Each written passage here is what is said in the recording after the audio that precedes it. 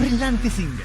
Kull nhar ta' erba' mit-12 ta' frar fid-9 eskwarta filgħaxija dejjem fuq One. Numru ta' sindki minn bliet urħula differenti madwar il-pajjiż laqgħu b'mod tajjeb u jinsabu pożittivi ħafna rigward l-ewwel fażi tal-iskema vjal kulħadd fejn il-Gvern se jkun qed iwettaq il-proġetti suġġeriti mill-kunsilli rispettivi. Dawn ix-xogħlijiet se jsiru mill-Aġenzija Infrastructure Malta b'investiment ta' 10 miljun euro mill-Ministeru għat-Trasport u l-Infrastruttura. Il-Ministru Chris Bonnet qal li x-xogħlijiet qed jiġu pjanati bl-aħjar mod biex ikun hemm l-inqas inkonvenjent possibbli.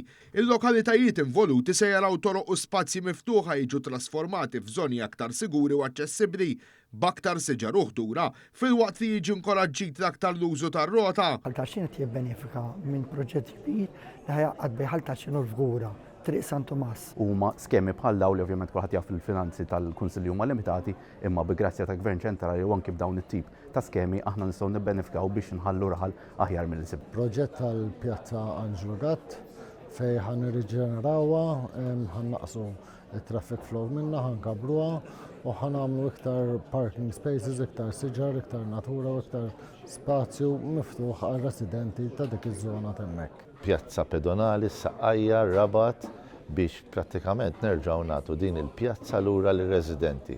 U proġett fejn ħanżidu l-aspett pedonali, però fl-istess ħin ukoll ħanatu importanza ħafna lill-aspetti naturali u ambjentali tal-lokal tagħna.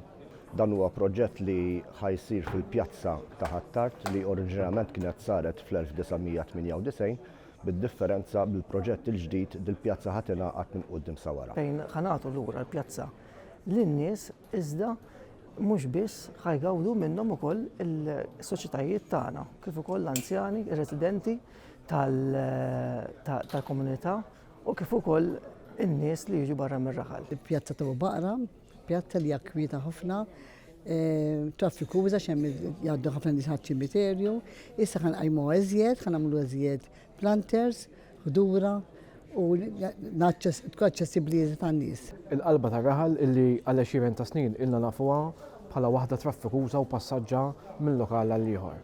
Però issa wasal iż-żmien illi dak li lna noħolmu għalih inwettquh billi noħolqu iktar passaġġi għal residenti tagħna waqt li naqsu l-emissjonijiet ta' traffiku. Propju f'Selmun nagħtu sepp ġdid, nagħtu dera isbaħ u anke spazji fejn il-familji kemm dawk mellieħin kif ukoll dawk li jkunu qed iżuruna jkunu nistgħu anke noffru dawn l-ispazji għad gawdija ta' kulħadd. Il-Kunsill Lokali ta' Ħalsafi applika sabiex jagħmel ir-reġenerazzjoni tal-pjazza fejn ħajkun qed jagħti priorità lil pedestrien u fl-istess ħin innaqsu l-ammont ta' traffiku li qed jgħaddi in transitu minn ġol qalba tal-lokalità. Il-Kap Eżekuttiv ta' Infrastructure Malta Steve Ellul spjega kif kien hemm madwar 40 applikazzjoni minn kunsilli differenti għal din l-iskema li f'din l-ewwel fażi se tkun qed tar 14-il żona jiġu trasformati sa minn din is-sena stess.